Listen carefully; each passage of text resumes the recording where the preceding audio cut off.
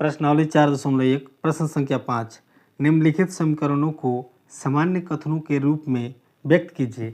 देखिए प्रश्न संख्या 5 में आपको समीकरण दे दिया गया है। क्लियर, समीकरण आपको दे दिया गया और कह रहा है कि इन समीकरणों को कथन के रूप में व्यक्त कर दीजिए, यानी कथन आपको लिख देना है। जो समीकरण दिया गया है इस समीकरण के आधार पे ऐसा ही शब्दों में कथन को लिख देना है। क्या करना है, शब्दों में लिख देना है। ये जो आपको अंक में दिख रहा है तो इसको क्या करना है, शब्द में लिख देना है। क्लियर, बात समझ में आ गई। तो चलिए हम लोग एक एक करके सभी प्रश्नों को हल करते हैं और इन सभी समीकरणों को कथनों के रूप में व्यक्त कर देते हैं। क्लियर, देखिए पहला प्रश्न क्या कह रहा है। पहला प्रश्न कह रहा है p+4 = 15, अर्थात p में 4 को जोड़ा गया है जिससे 15 प्राप्त हो गया है। क्या हुआ है, p में 4 को जोड़ा गया है जिससे 15 प्राप्त हो गया है।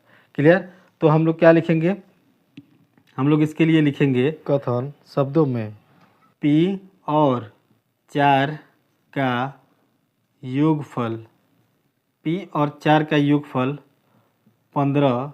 यहाँ पे जो कथन है उसके हिसाब से हम लोग लिखेंगे। शब्दों की सटीकता पर विशेष ध्यान देंगे।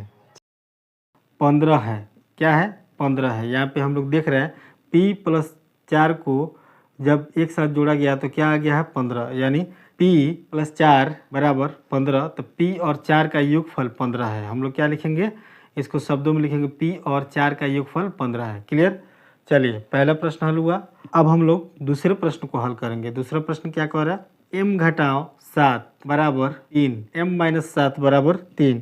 कहने का मतलब है कि m में से हम लोग इसको लिखेंगे, m में से 7 घटाने पर 3 प्राप्त होता है।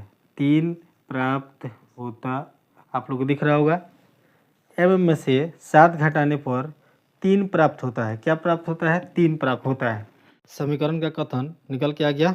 इस प्रकार प्रश्न संख्या 2 हल हुआ। प्रश्न संख्या 3 क्या कह रहा है, देखिए प्रश्न संख्या 3 कह रहा है 2 का गुणा m के साथ करने पर 7 प्राप्त हो जाता है।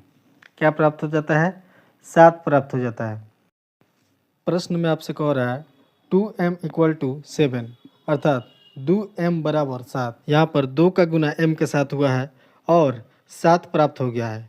अर्थात हम ये भी कह सकते हैं कि 2 और m का प्रोडक्ट 7 है।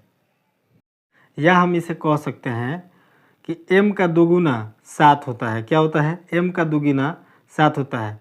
तो हम क्या मानेंगे कि कोई संख्या है, m क्या है, कोई संख्या है। हम लोग लिखेंगे संख्या m का 2 गुना या 2 गुना 7 होता है। क्या लिखेंगे, 7 होता है या 7 है। क्या लिखेंगे, 7 होता है या 7 है। यहाँ पे आपके सामने जो दिख रहा है उसको हम लोग लिखेंगे प्रेजेंट में, तो क्या लिखेंगे, 7 है। क्या है, संख्या m का 2 गुना 7 है। कैसा है, संख्या m का 2 गुना 7 है। प्रश्न संख्या 3 यहाँ पे हल होता है।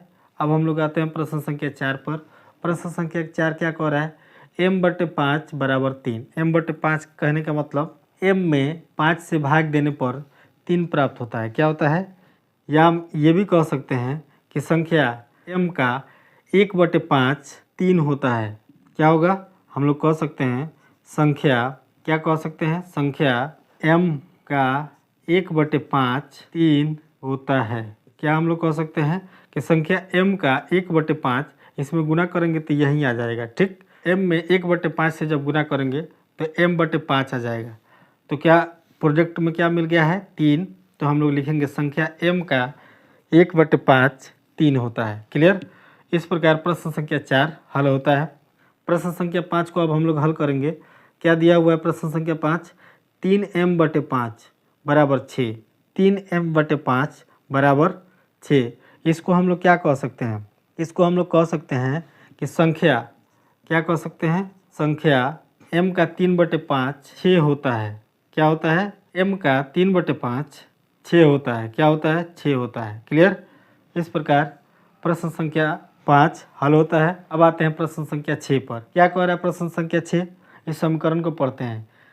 3p+4 = 25, यानी 3p+4 = 25। 3p+4 = 25। चलिए इसको हम लोग कैसे कथन में लिखेंगे, लिखेंगे संख्या p के 3 गुने का 4 से योग 25 है। क्या है? हम लोग क्या लिखेंगे? समीकरण 6 का कथन हम लोग लिखेंगे, संख्या p के 3 गुने का 4 से योग 25 है। क्या है? संख्या p के 3 गुने का 4 से योग 25 है। क्लियर? इस प्रकार प्रश्न संख्या 6 हल होता है। अब हम लोग आते हैं प्रश्न संख्या 7 पर। प्रश्न संख्या 7 क्या कह रहा है? प्रश्न संख्या 7 कह रहा है, संख्या p के 4 गुने में से क्या लिखेंगे? 4 गुने में से 2 घटाने पर 18 मिलते हैं या प्राप्त होता है। क्या होता है? 18 प्राप्त होते हैं। क्लियर? यहाँ तक आप लोग को दिख रहा है? चलिए प्रश्न संख्या 7 यहाँ पे हल होता है। अब हम लोग हल करेंगे प्रश्न संख्या 8 को। प्रश्न संख्या 8 प्रश्न संख्या 5 का आखिरी प्रश्न क्या कर रहा है? प्रश्न संख्या 8 p/2 जोड़ 2 बराबर 8। क्लियर? इसको हमें कथन के रूप में व्यक्त करना है। क्या करना है? कथन के रूप में व्यक्त करना है। तो हम लोग लिखेंगे संख्या p, क्या लिखेंगे? संख्या p के आधे, क्योंकि ये जो आपको दिख रहा है p/2 इसका मतलब होता है आधा, p का आधा। क्लियर? इसका मतलब क्या होता है? p का आधा।